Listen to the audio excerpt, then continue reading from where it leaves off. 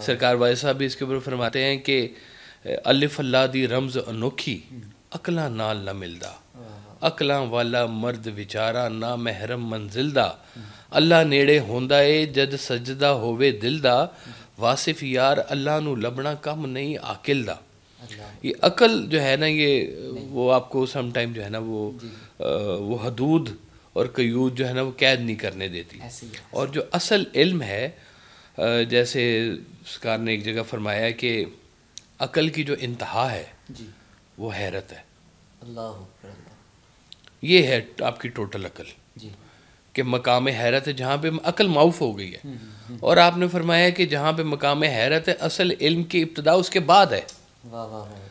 یعنی کہ پچھلا سارا ورقہ پاڑ ہوں اگلا ورقہ کھول ہے جی، یہ وہ اگلے ورقے والی بات ہے، یہ وہ پھر وہ شوق میں لوگ چلے جاتے ہیں کہ شین شوق چراغ جلاؤ دل وچ ہومن دور ہنیرے، جتھے شوق دے دیوے بلدے چانن چار چفیرے، شوق دی منزل ہر منزل تو اگے ہور اگیرے، واصف یار چلو چل وسیے جتھے شوق دے ڈیرے۔ یہ شوق والے لوگ پھر اور چلتے رہے، اور کچھ لوگ تھے جنہوں نے اس کو بیلنس رکھا،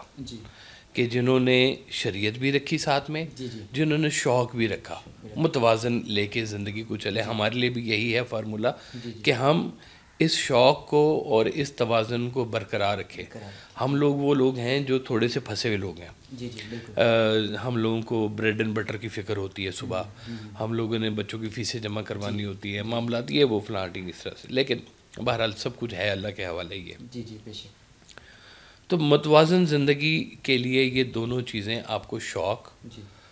وہ جیسے علامہ اقبال نے بھی فرمایا کہ شوق اگر نہ ہو تیری نماز کا امام،